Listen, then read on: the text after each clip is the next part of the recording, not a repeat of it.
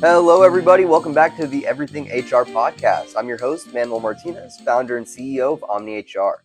Today, we have Rebecca Martinez, an IT leader making a difference in technology for all minority career women. And in this segment, we're going to be discussing remote work. So, hey, Becca, how are you doing today? I'm doing good. Thank you for having me again on the show. I really appreciate it. Absolutely. We really enjoyed having you last time. I think we had a great conversation on IT and technology, how it regards to HR. So if you haven't caught that podcast, go ahead and check it out. It's the episode before this one. So, Becca, I wanted to talk to you about remote work. I know that we've kind of both had remote and in-person positions. I'm kind of just curious about your opinion of it. I love remote work. My first remote job was during the pandemic. And as a teacher, as a high school teacher, that was fresh in the gates as a high school teacher. Pandemic hit, I think, 5 months into the job? Not even, I think even shorter. And doing it as a teacher, it was easy for me because of my classroom setting. For other teachers, it was challenging, but I loved it. My students loved it. They loved the way I structured everything. Then moving forward into another job, I worked for a company that focuses more on pharmaceuticals than just the retail aspect. But not gonna lie, that one was very difficult. I didn't hate it, but it was difficult in the sense of their demands for remote work. Now, I'm not saying I wanted to go clock in and then just go do whatever I wanted. Like, I'm not going to go grocery shopping. No. But every time I had to use the restroom, they wanted me to clock out. Or if I had to blow my nose, they wanted me to clock out. So it seemed like unrealistic demands. Like, I'm on the clock, I'm working for you. If I need just 1 minute, I just need 1 minute. I shouldn't have to clock out for that. But there's a lot of benefits to working remote, such as we experience a lot of health concerns. We have kids who were constantly home, whether it be vacation, COVID, illness. There was so many different things. And it made it easier to work remote and still travel. Now, not with the one with the pharmaceutical, because they required to stay within that 50-mile radius of the main hub, even though you didn't have to go to the main hub unless absolutely necessary. They didn't want anybody there. But looking at my remote job now, where I'm at currently, I'm so free in what I get to do. And I love it. I wouldn't go back. It's hard to go back to an office when you get the freedom, the complete freedom of remote work. I know not everyone has that experience, but for myself, 100%. Love it. Gotcha. What about you? I enjoyed it a lot. Before I give you a little my experience with remote work, I found some points that you discussed really interesting. I want to go a little bit deeper in those. So first off would be the clocking in and out. So one issue that a lot of managers or just companies in general, when they have remote team members, is making sure that they are doing a good job when they are remote. Putting in the hours, actually putting in the effort, doing the job they're getting paid for. Right. So you bring that up is really interesting because I think that's an issue that a lot of companies have. They don't quite know the best way to handle it. And really, it's a very fine line because, you have sort of one aspect, it's just a domineering boss that micromanages, has to know what you're doing 24/7. And on the other side, it's, you're too lax, and then the team members are free to do pretty much whatever they want. So that on that side, it kind of relies more on the team member being a self-sufficient person, which I can say from experience, not everyone is like that. Like, not everyone is just able to put in the work even without no one watching them. Like, they need that, public view of someone watching what they're doing and making sure that they're on track. So you've kind of played around with both sides of that. So I know that you like having the freedom more. Would you say that your freedom is something that you value really highly in the workplace? Like, you're not a big fan of like the cookie cutter corporate kind of 9 to 5, you're being watched, you have a supervisor, a manager, a district manager, like you have like all these kind of groupings watching you do your job. You prefer more of the free, self-reliant side of things? So here's where I'm at. And I can't give you a straight answer because I'm a mix. The That all doesn't bother me as much as long as my leadership understands we are human beings, things happen. So if I need to take a week off because I caught the flu, my family caught a flu, and here I am, mom, wife, having to take care of them, then my family comes first. Even in the worst of times that we have gone through, my family comes first. So I genuinely don't mind the managers, the different levels of leadership. That doesn't bother me. What I do mind is when they expect that work is your life. Mm. That's not a work life balance. On the freedom aspect, I do kind of still need that manager to rein me in if I'm not up to par on standards, or maybe I'm doing too much, which in my current position, I don't have that issue because I'm taking on a manager role without officially taking it on, if that makes sense. Mm-hmm. So I need a good balance between freedom and the corporate lifestyle. So while I would love for corporate to be more understanding that we are still human beings. We still have families. We still have life setbacks. I know it's not realistic. So that's why I like where I'm at right now as a freelance contractor, where I have the freedom to do as I please. As long as I make my hours, I'm good. And I don't have to have the set schedule. I make my own schedule. It's usually daytime anyway. But the a good mix is where I'm at. So I'm not either or. I have to have a little bit of both. Gotcha. Makes sense. And then you discussed a little bit about the comfort of being home and how you have kind of that freedom to, go to the store, do whatever. Not necessarily on working hours, but like you can take a break and it's a lot easier. Like if Mm-hmm. I was at work, I would never take a break to go shopping, Yeah. something like that. But remote, that's completely feasible. If you have an hour break, like there's no reason why you couldn't do that, or Instacart or whatever and put your stuff away. Like that's certainly one aspect. Being a parent from home, that's a whole different ball game. Do you Mm-hmm. mind telling us a little bit about your Yeah. experience with that? I'm glad you actually brought that up because the reason why I mentioned specifically that I am a freelance contractor, I'm not hourly. So I make my own hours.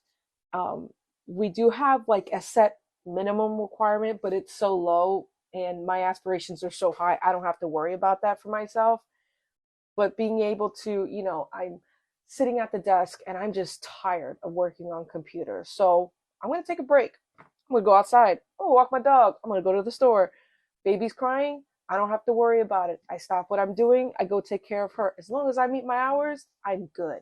And that's so relieving as a mom to just be able to take care of everything I need to in life while still getting my job done, while not overly stressing. No, don't get me wrong, I stress. And sometimes I get a little bit besides myself where I set a goal, I don't meet the goal, now I'm stressing out, I'm freaking out, and it becomes an issue.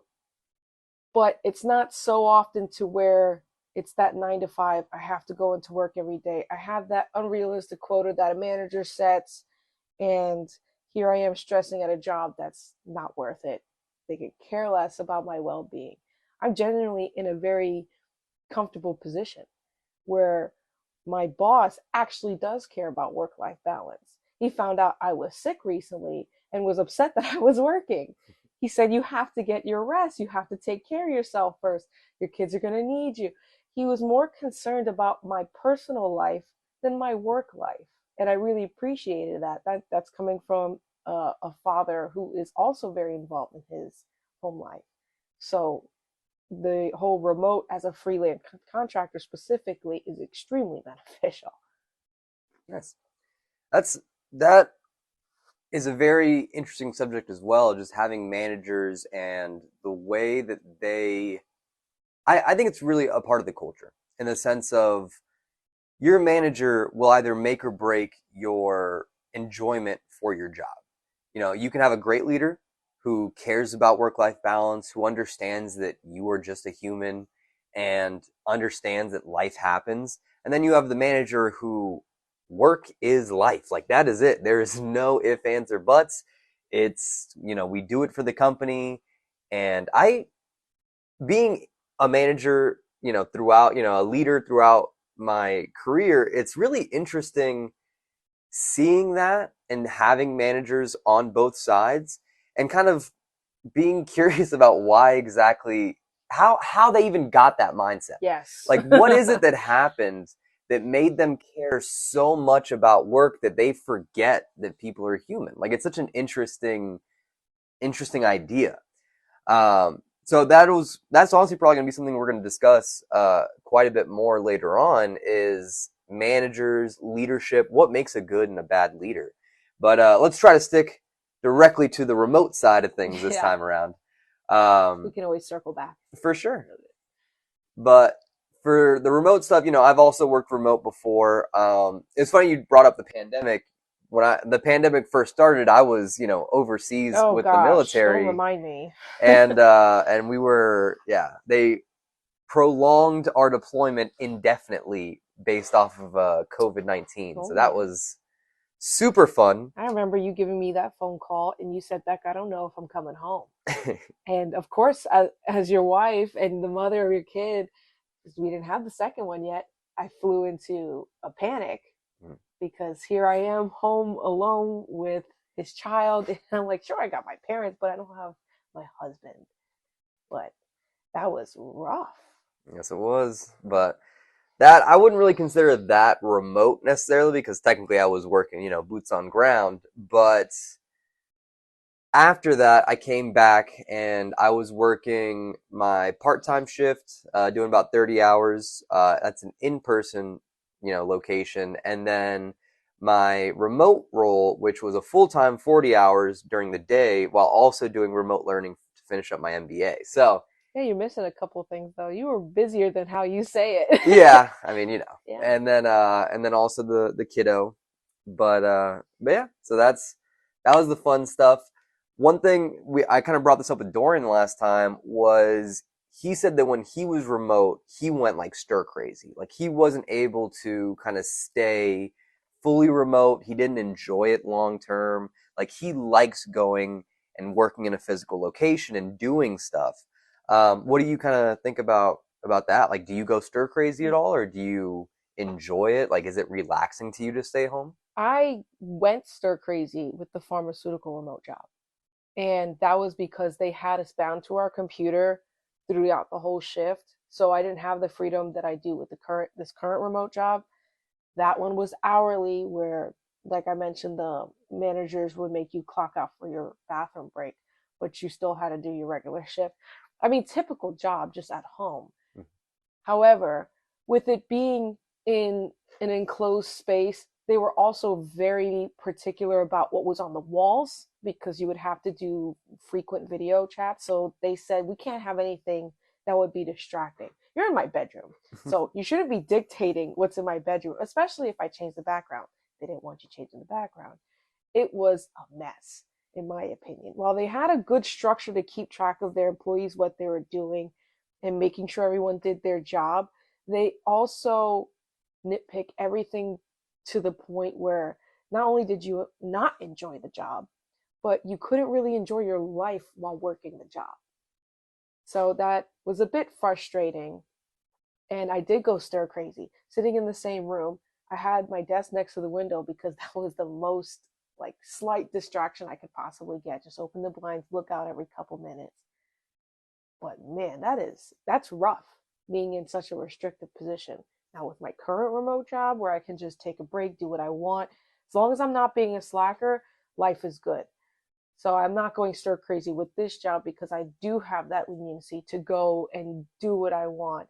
If I wanted to, I can take my equipment and work in a park. It would just be difficult because of everything that I do work on.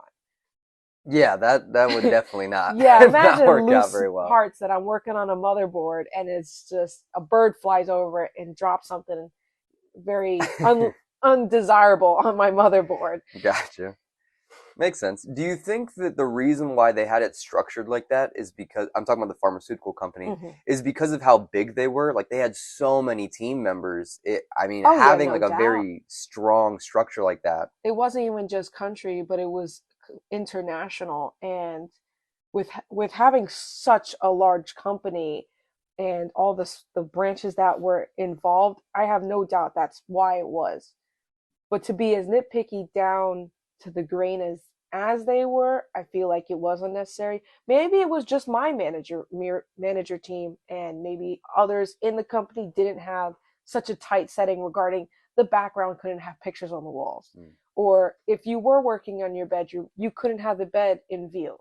They they had very specific uh, rules.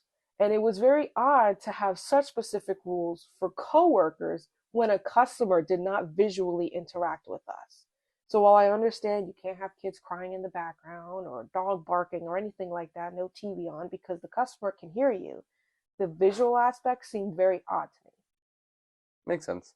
I wonder if, we've said this before, but when there is a new rule, it's because of a previous incident. Yeah. So I wonder if someone had some posters There are or some they. odd things that go on, and when you see a rule that says please no Grand Theft Auto posters in the background and it's that specific, you're like, oh, someone did something. Yep, yep. So I wonder if maybe it was like that. Maybe something was happening on a bed somewhere and it was in view and that caused an issue or something.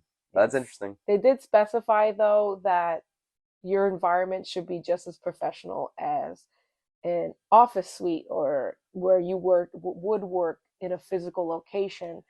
And I agree to that to a certain point.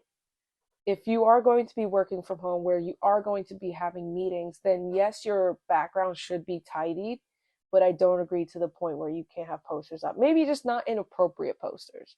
I Yeah. even had to move our family portraits because they said that was a distraction.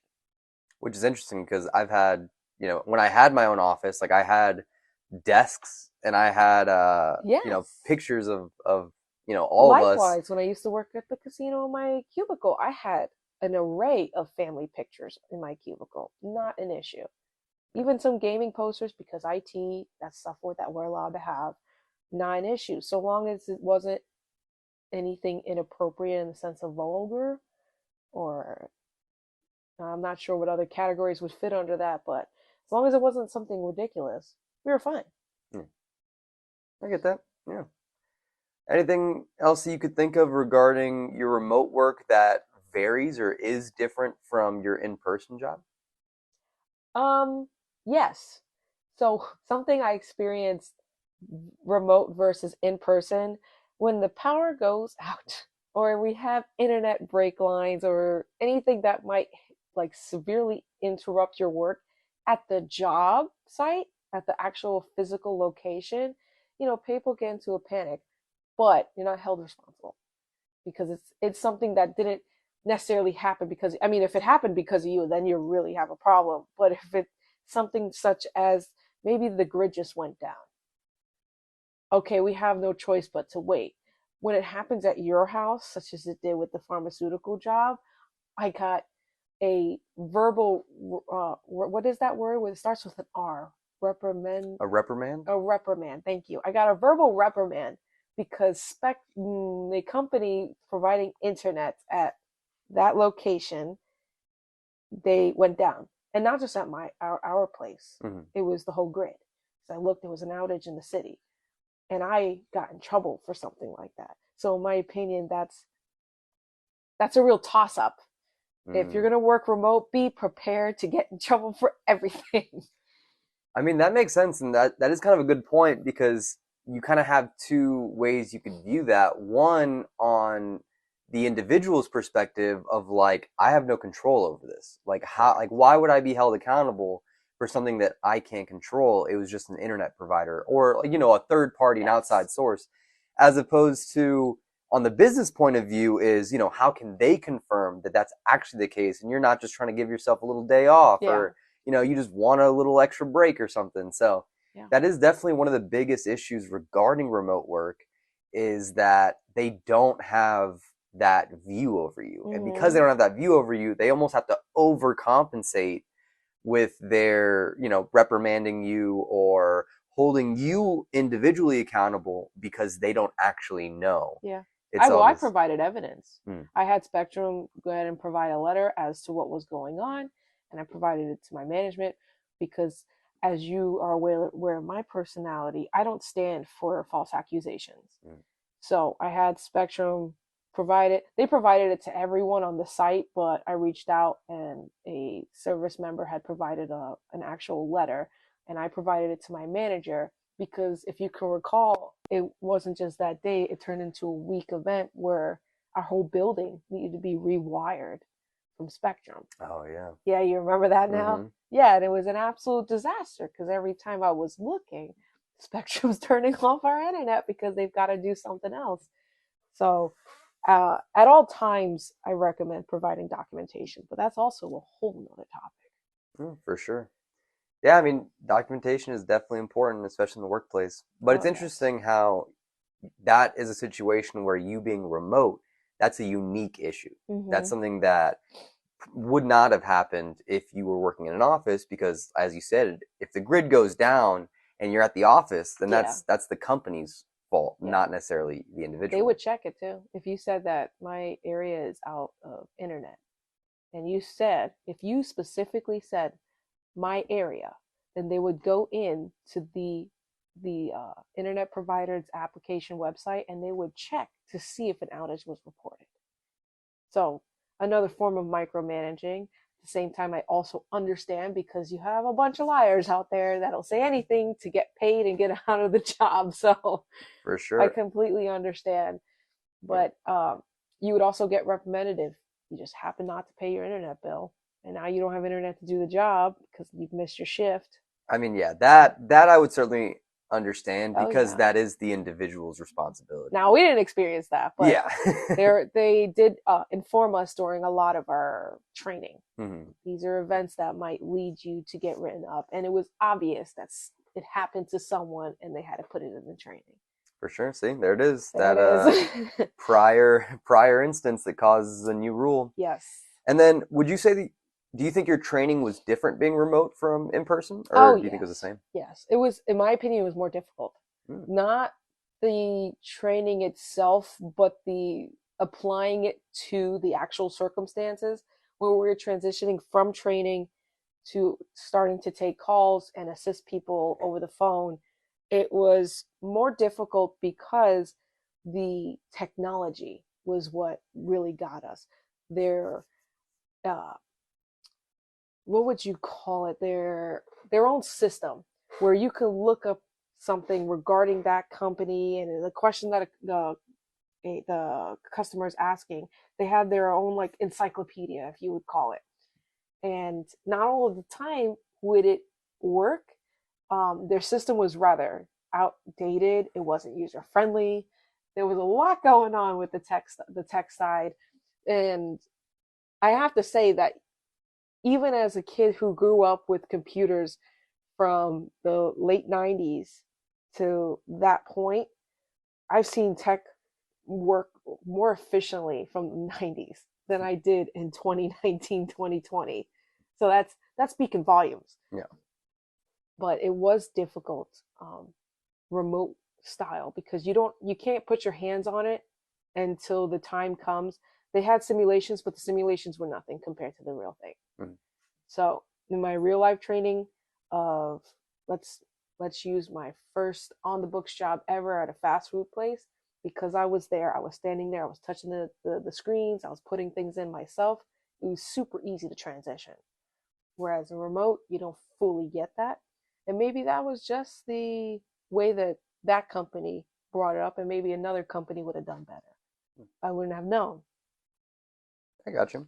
And then one thing I've noticed as well is that remote companies, because it is remote, you can have one or two instructors for a large class, as opposed to I've noticed that a lot of in-person positions, it's a lot more one-on-one. Do you think that was also might have been some of the reasons why you had a hard time? Did you have a big class you learned with? Yeah, we had a massive class. We had a massive class. We had 2 to 3 instructions. And the reason why I say 2 to 3 is because when one was out, the third one stepped in, but she was just there for that moment. Hmm.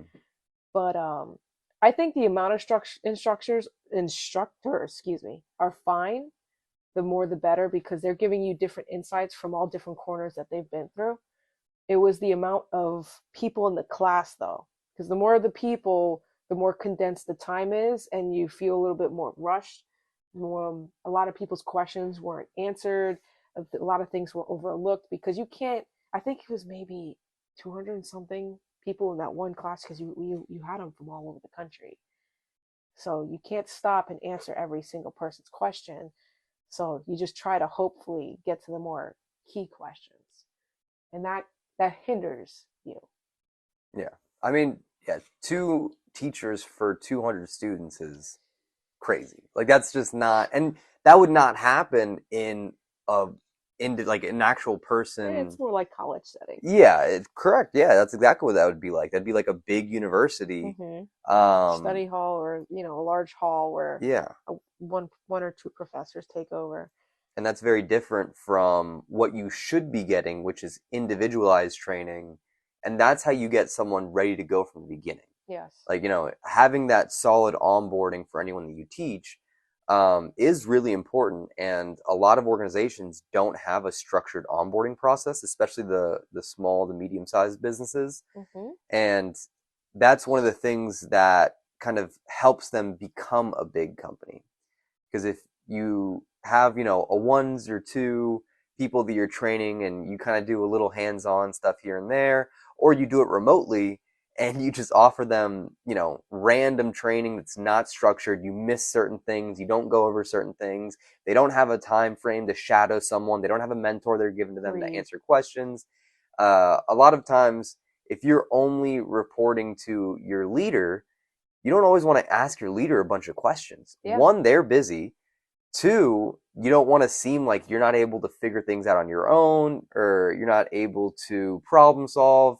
And those are kind of issues that having a proper onboarding structure, giving them a mentor, having that mentor be an equivalent level to them, that I think is something that would really benefit the organization. Yeah. And I have two notes regarding that.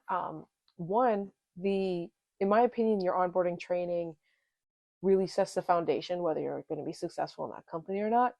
And when it comes to larger companies who do that mass scale of training, you're bound to wind up with a extremely high turnover rate. Most of them are not going to stay, and for good reason. They did not get the foundation that they needed and deserved.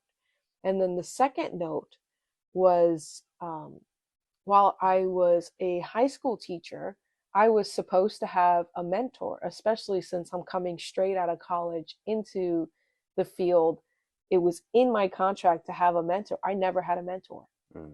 And when it came to finding out about what meetings I'm supposed to go to, I was in a very niched uh, type of subject. And I wasn't just one of your core subjects. Even in the electives, they didn't know exactly where to place me. So by my second year of teaching, that's when I finally got somewhat of a mentor. And even then, they left. So when you don't have the structure you need, you don't have a proper way of building. And one of the reasons why I left, it, not just because of the way kids were acting, but because the whole team just wasn't where it was supposed to be at. Gotcha. No, that makes sense. So I'll bring and share a little bit about my experience with remote work. I was actually really lucky. So the first time that I had a real remote position, I had two leaders that were squared away, understood work-life balance, were great at communicating. And one thing that I found really interesting was that even though it was remote, it actually felt like a team because of the way that they managed it. Is this when you came back from Spain? Yep. Oh, yes, I know what you're talking about. Yep. Okay. So we would have like dance parties on video. We would Yeah, have, you you had know, silly sweater days. yeah, I like just remember that. yeah, super random stuff. And it was awesome. Yeah, like they really made it seem like it was a In the real office, but team. at home. Absolutely. And that's something that I think remote companies should start adopting is realizing like, not everyone just wants I go to work, I do a 9 to 5, I leave. I don't talk to anyone. I don't say hi to people. I don't do There are anything. people like that in office, though. Yep, Yeah, for sure. But a lot of people enjoy that camaraderie. And it's not something you should force on someone. agreed. Yeah, but having the ability, having those options, those opportunities to build a team like that, have a culture where people want to work, that it's okay to ask questions, it's okay to go to the restroom, you don't have to clock out. Simple stuff, excuse me, simple stuff added on to each other ends up making the culture. Like that's what develops it. And they did an excellent job of that. Um, and yes, that's something that right now I have in Omni HR, I have a remote team, and we try to do something similar in the sense of having people be engaged, having normal reach outs, making it okay to ask questions, uh, going over things, and kind of trying to build a culture where people want to work and they enjoy it and they see us as a team as opposed to just a bunch of individuals. Yeah, I've seen it. Being that we share an extremely large office space together, I've seen it when you're working with your team. And this isn't biased because you're my husband, but throughout life of us working together, and you've never been afraid to fire me, you have always had that strong leadership role in you. And you've always provided that culture for your people. And you stay true to it. You're not like quite a bit of people who will say, family is everything. If you got to take off, go ahead and take off. And then when you take off, you get that phone call and they say, you know what, don't worry about coming in the office tomorrow. You're not like that. Mm. You stay true to what you say. And speaking of the whole forced culture of people taking away remote, well, what do you think about our current country status and where corporate is doing away with remote left and right and they're forcing people to come back to the office? I think that there is a big picture with that, and a lot of individuals, a lot of people are not enjoying that kind of new. They're not new status quo, but the status quo that we used to have that we're bringing back. So, we used to live at like near Orlando, Florida, and even now in St. Louis, all those buildings Oh, all yeah. completely empty. Tons of office I think that spaces. was prior to the pandemic, though, Well, according to locals. yeah, well, St. Louis is a little different, but St. Yeah. Louis is its own St. beast. Louis is, yeah. But yeah, like there's all these, like, companies still have to pay for that. Like that's not like something that just goes away. You don't just find someone and sell $1 billion building to. Like those are all still owned. And so if you have this asset, which now is an asset, it's a liability. You have an empty building, you have to pay for the air conditioning, the electricity, the water, for such a massive spot. Companies want to utilize their resources. And that's one of the things that's pushing them to want to do that. And a lot of team members don't see it that way. They see it as, you want to put me back in the cage, you Yeah. want to put me back in that prison. But like realistically, the company's like, no, like we bought this years And ago. most of us are like, that's a you problem. Yeah, no, absolutely, absolutely.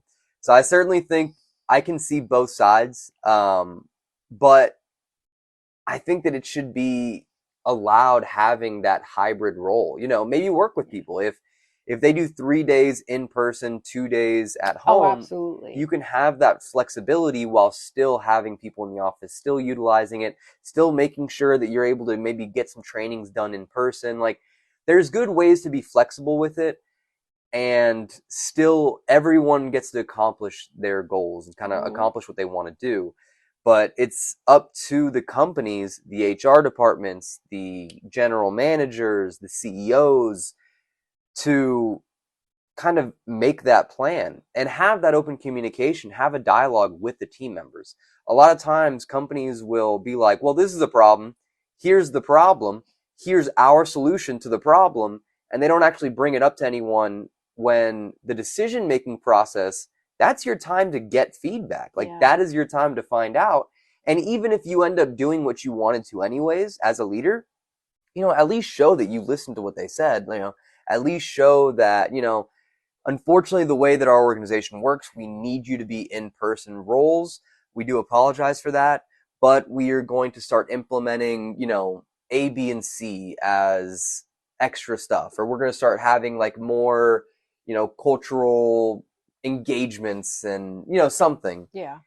And that's ways that you can See still if do it's what you need worth to. being in the office or Yeah, not. for sure. Like, hey, we got a gym downstairs. You know what I'm saying? Like, it can be anything. That'd be nice. Yeah, like it could be anything. It could be all of those things are ways that companies can make a organization more welcoming Mm-hmm. for team members to want to go back. And instead, they're just like trying to force their hand without talking to them. Or if they do talk to them, they just say like, I don't Yeah. care what you want And that's anyways. right now, that's not the time to be doing it because as you have noticed, especially on social media, we're in the era of people are knowing their worth. That's not the problem here. Mm, But what companies aren't realizing now is that regardless of the struggle, people are now interviewing the company to see if the company is worth working at.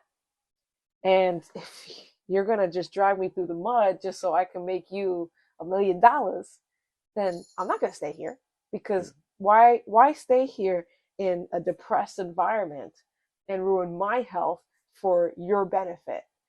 So they'll move on to something else. They'll keep finding what they need to find. International companies are hiring Americans remotely to teach students or to fill their customer service roles, so from the basic to the major, because they know what we want. So I'm not spearheading because you told me that's the wrong thing, but they're fishing for us. I forgot the term for it. And now Americans are filling international roles more remotely because they can't get it here, and corporate is not bending. They're not providing incentives. You're already not paying your people very well. You might as well give them something to look forward to. If you're going to make them come to the office, don't make them stay in a cube or whatever type of dark hole you got them in, because they could just do that at home. yeah, There's no point in doing that. So it's a fight. It's a fight in the workforce right now. yeah. And it's really interesting too, because like the idea of quiet quitting or knowing your worth, things like that, like those aren't really new No, like they've been around. They're just ideas. getting more developed. I agree. I think it's more mainstream. Back in the day, if you had someone that hopped between companies, they would ask for a raise. And if the company said no, they're like, okay. And they just found another company. And that's how you used to excel quickly in the career field. But nowadays, companies are like, oh, this is a new thing. No, it's not. It's just back in the day, it used to be the really top, like cream of the crop that would do that. Now Yeah. it's everyone. Yeah. Like you can't get mad at them for doing the smart thing. Yeah. Like why would you stay somewhere if you know they don't care about you? Yeah. Why would you stay somewhere if you know that your position and your skills and your work effort is worth more? Absolutely. And And, you remember that's the whole reason why I left the casino, and yeah. the benefits were garbage, and my direct leadership was absolutely wonderful.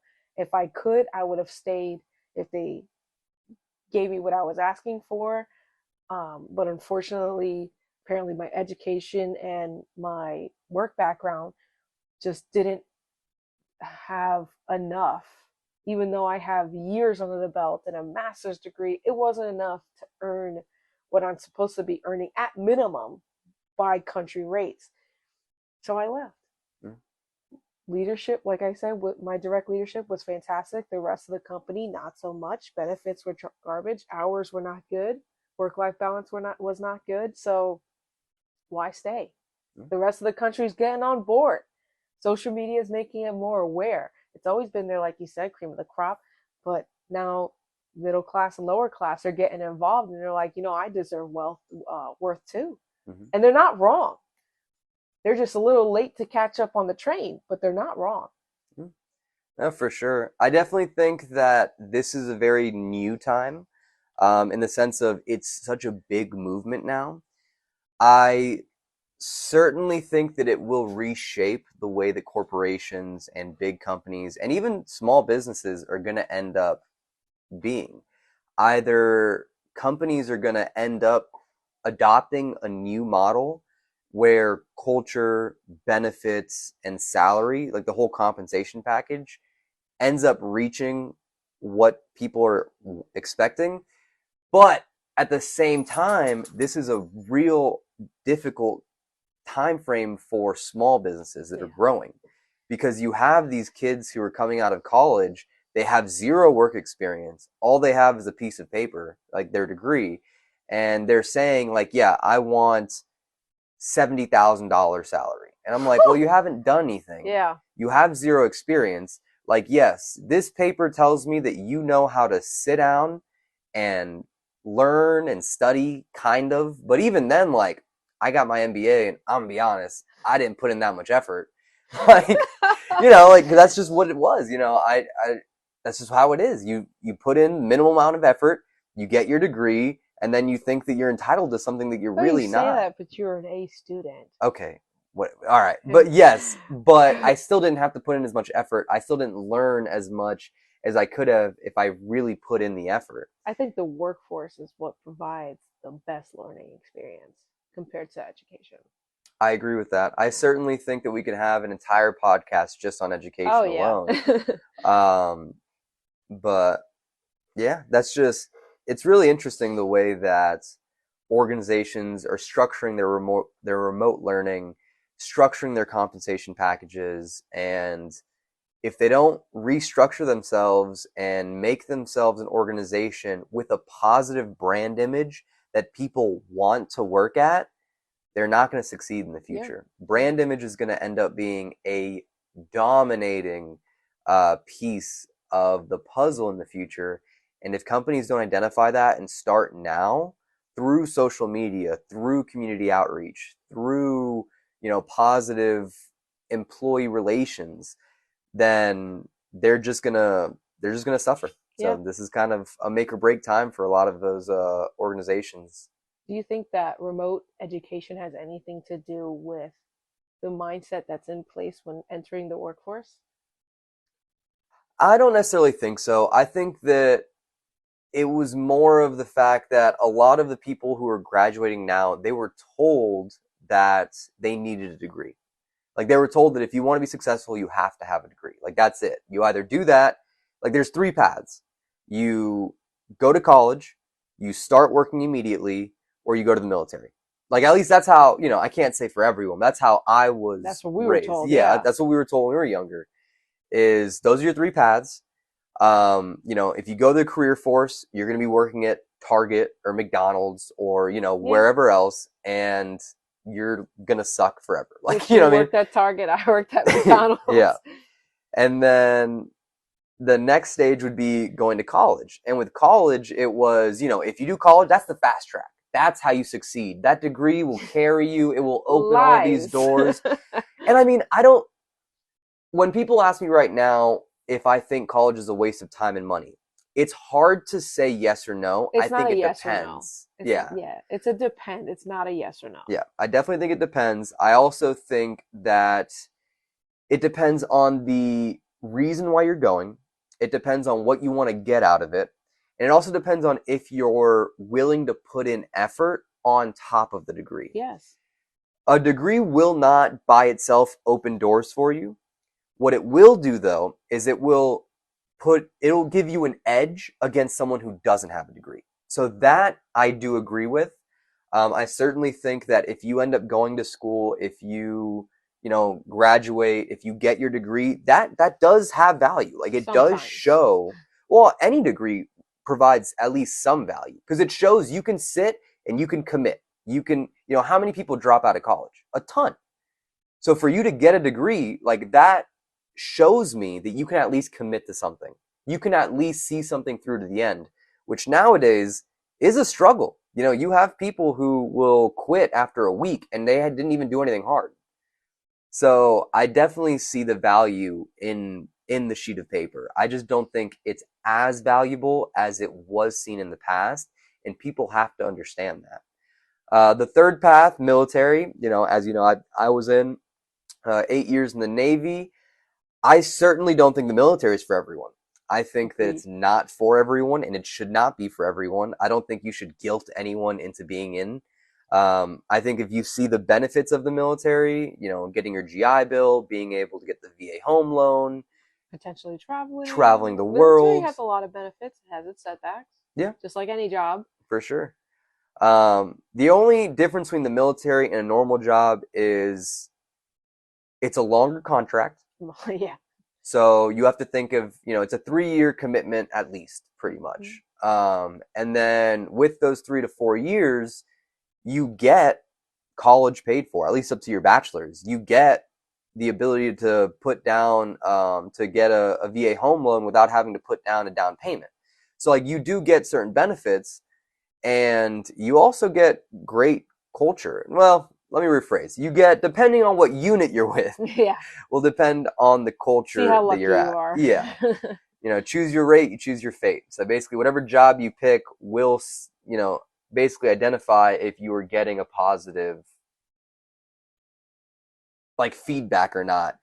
And it's not, like I said, it's not for everyone. It should not Mhm. be for everyone. But if you're ever interested in going to the military, it's 3 years. It's really not the end of the world. It's most of the time, it's less than a bachelor's degree. Yeah. You get experience. You can put it on your resume. You can try a lot of different things. That's one really interesting thing that people don't understand.